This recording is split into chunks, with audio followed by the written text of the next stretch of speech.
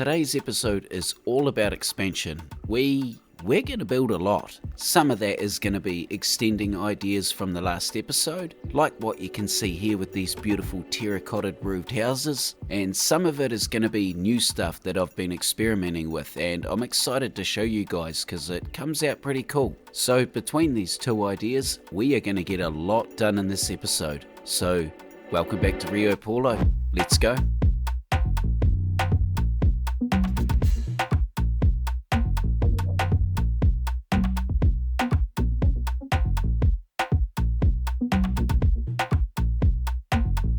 We only detailed one side of the aqueduct when we put it in the last episode, and the time has come to detail the other side. I'm going to mellow the hill out a little bit and put some of those windy roads in because this is going to be filled with terracotta buildings. At this stage, they're pretty much going to go anywhere where the elevation changes really quickly. Next, I'm going to start putting in the rest of the buildings on the waterfront. Someone mentioned in a comment in the last episode that there's a lot of nightlife around in this area in real life. So I'm going to try and go for something like that here, and even though you won't really tell with the way I'm putting these buildings down because they really just go down like any other buildings I've placed down, when it comes to the props, that's when we're going to see the difference. Well, that's what I hope, at least. That is what is hopefully going to sell the idea that this is a booming nightlife area. And like I mentioned, I do some really cool things down here as well. But you are just going to have to wait for that. That's coming a little bit later in the episode. Now, I'd just like to say something really quickly that I've been meaning to say in the last two episodes, but I keep forgetting. I'm moving quickly through this city on purpose. I don't expect this city to last that long because the game is changing rapidly. There's no way this is going to be a series that goes for 2-3 years like some of my other ones, hence why I just want to get as much built as possible. I've been watching the likes of $2.20 struggle a little bit with his save. Thank goodness he's got it sorted now, but this had me sweating. I mean, that's nightmare material. And it's nightmare material for two reasons. One, you lose your city, and two, you lose your motivation. I mean, what's the point in playing a game if the save's not going to hold up? But I can pretty confidently say the game is running pretty smooth at the moment, and it really is improving all the time. I used to crash at least 3 to 5 times an hour, now it's only once. Hurrah! All jokes aside, it's improving all the time and it's still well worth playing. So one thing I really like to do is play around with the natural borders and boundaries of these vanilla buildings. Sometimes I can't because I might be following a particular theme, but otherwise things like grass around the buildings can be extended into larger gardens to help transition the building into the environment around it much more naturally. And following that thinking, I've really found the ultimate here. There's a whole lot of buildings that have a facade that shows an underground parking facility, and I'm kind of wondering whether I can run a road in game down here and get people actually parking down here. And the answer is yes I can. Does it take a little bit of jiggling around? Yes it does. Because I'm really stubborn and I want the road to follow underneath the building really closely, I have to extend the tunnel out to the appropriate length. And you can see here it's clipping out the back of the building a little bit, so I've got to get crafty, chuck a couple of buildings over top of it. You're not going to see in here underneath ground level, but this helps sit the road really neatly with the road that's built in underneath the building. I'm going to use the better bulldozing mod to get rid of all of the fences and hedges and pavements around these buildings and squeeze them really close together and put them over our tunnel. The last thing I want to do to get this all sorted is I need to use the manipulation mode on the road out the front and just get it to flow into the building really precisely.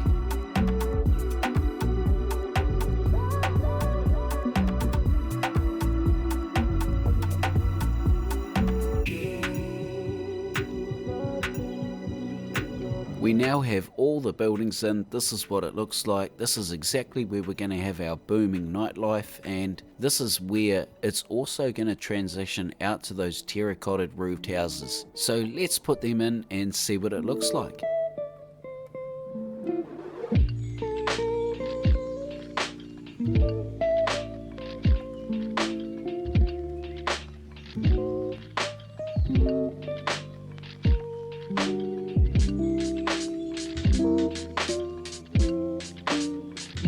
Okay, wow, I think that looks awesome. What wasn't awesome, however, was the 4.5 hours it took me to put them in, but all worth it in the end. You can see we've got some houses here right up against our tram line from the last episode, and I've left a little gap here on purpose. I want to make this look like some sort of abandoned maintenance for the line. One of the props included in the game is a barn with a sort of semi-terracotta roof. It's probably more maroon, but it's close enough. Almost every building on these elevations in Rio de Janeiro has some form of a terracotta roof, and the first impression I get from looking at these is age. I want this barn here to look really old, decrepit. It might not have a purpose anymore, but it's still here for one reason or another, and the contrast between this sort of forgotten dumping ground next to these beautiful buildings would be quite neat to see. So for now we've got to stick to using a barn, but I don't think it's going to be very long before we've got some amazing assets available to do real justice to Rio de Janeiro. But I still think this all comes out looking really, really good. Like, I just love how the city transitions from those massive high-rises out to these buildings. I really like how everywhere we see the bush and the trees and the greenery sort of represents elevation changes in the terrain. And the city just generally gets more expansive the closer we get to the prize jewel, and that's the beach.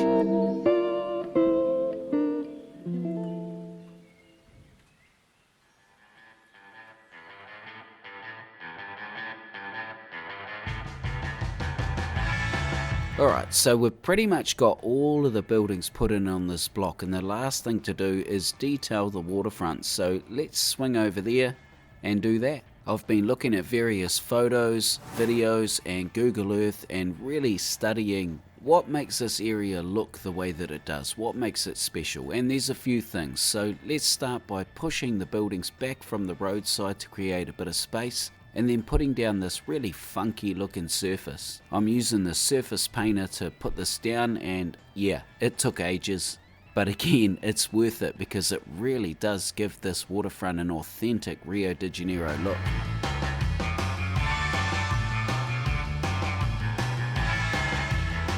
So before we put anything else down, let's have a little flyover and have a look at what's been built. You can see here lots of trees. I want lots of trees along here. We see them everywhere in real life in Rio, and unfortunately we don't have a planter prop in game, so I've got to get a little bit crafty and use something else. I'm using the little stone ring that comes with the campfire in game to create that little bit of a planter, and I'm putting these trees right down the sides of these roads. I'm also going to put them everywhere along the waterfront. I'm trying to find trees that offer maximum shade.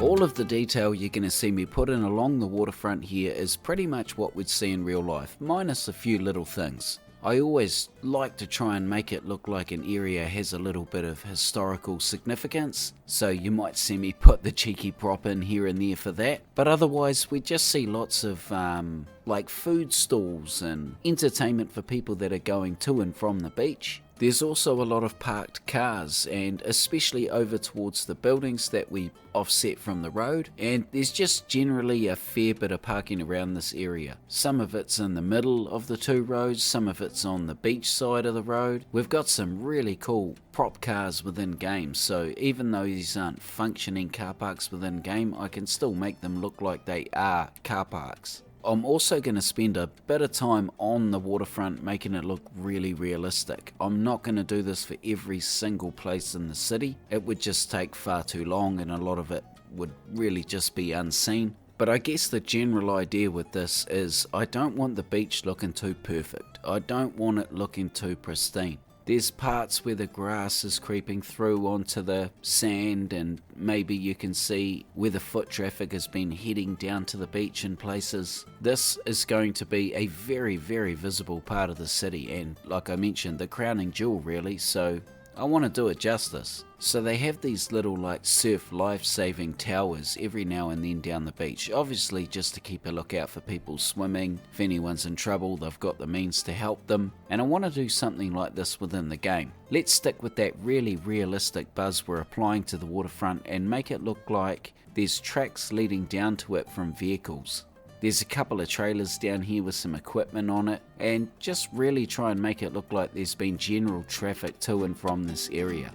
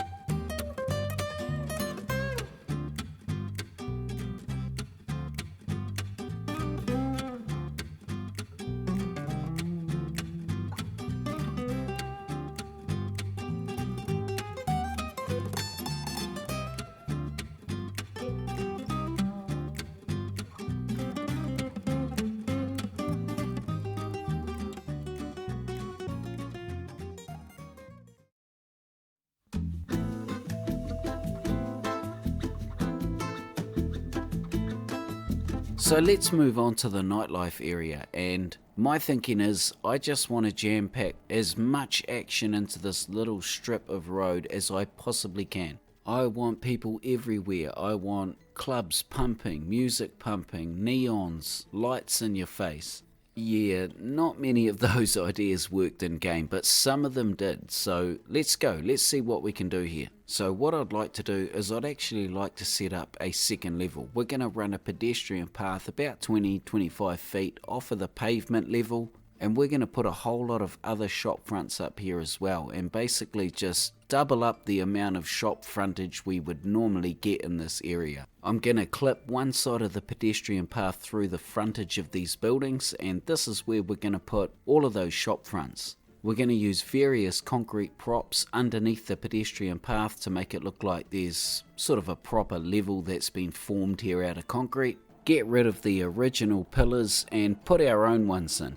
Now I should note that I change a lot of this as we go. For instance, some of the pillars that you see me putting in now end up going, and I put a simpler one in that just looks a little bit more realistic. And I flirted with the idea of using the invisible pedestrian paths instead of these vanilla ones, but then I'd have to put a whole lot of prop rails down and stuff like that, and I'm prepared to do that if I need to, but I'm going to try my luck with these vanilla ones for now and see if I can hide all of the parts of them that I don't want to see.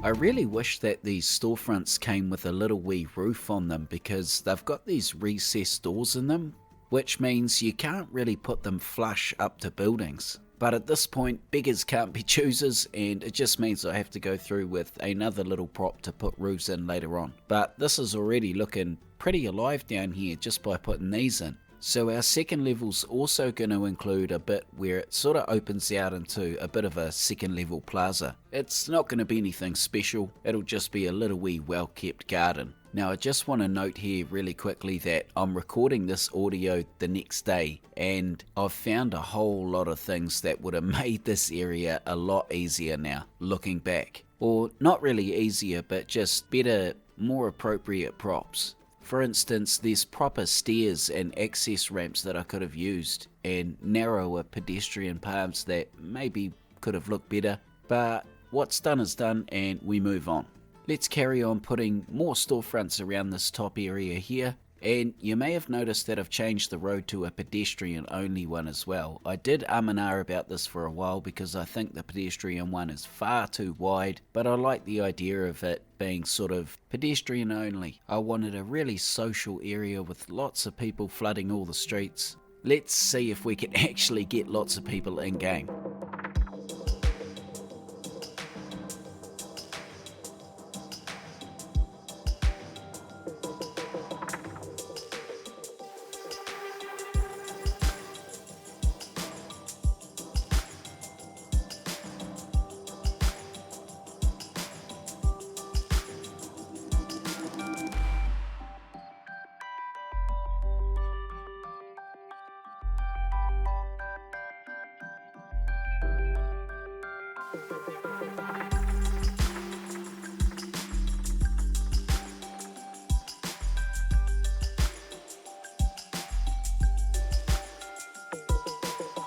There's also some really good neon billboards available in the props. And what hustling bustling downtown area isn't complete without a few of those? Doing this sort of thing in Citiesskylines 1 took friggin' hours, but thanks to Move It having a snap to building function, this is really easy and really quick. So let's plaster a few of these around the place, and I just can't wait to see this at night.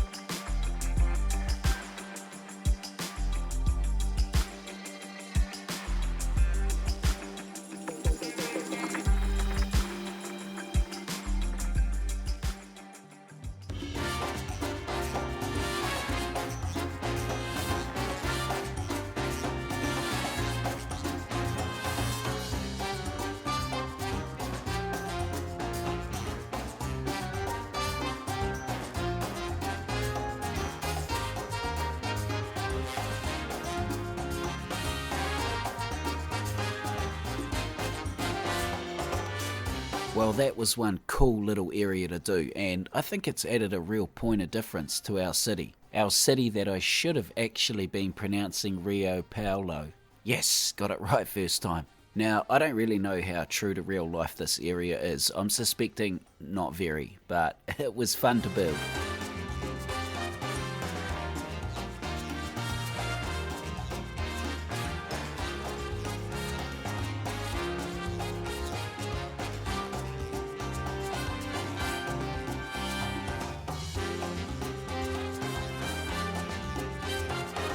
So let's do another flyover in game, just like we did in the last episode, and have a look at everything that we've built so far. Let's start at the train station down here at the old aqueduct, so we know exactly where we are, and then move up and towards the neighbourhood that we built right at the start of the episode.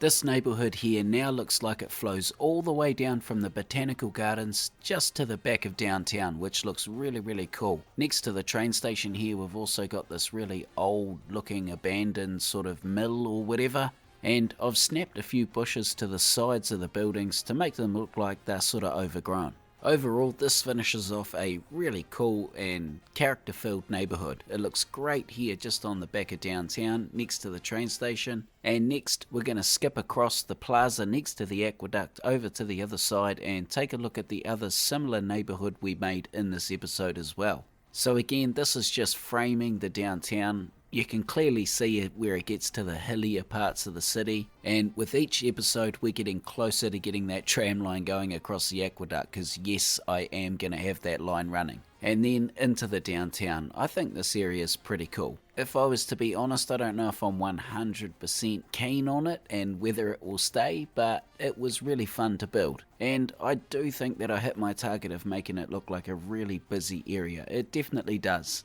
I haven't really detailed this area beyond the billboards and stuff 100% because, like I say, I'm not 100% sold on it, but we'll see where we go on that. So from there we can move on to the beachfront.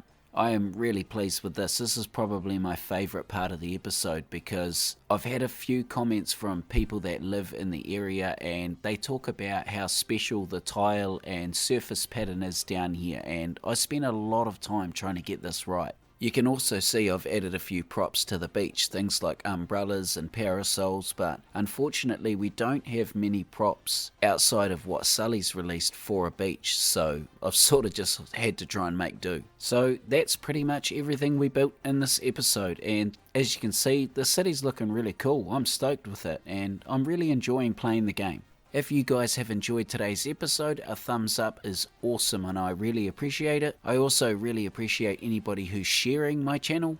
I hope to see you guys on the next episode. Look after yourselves, and I'll see you later.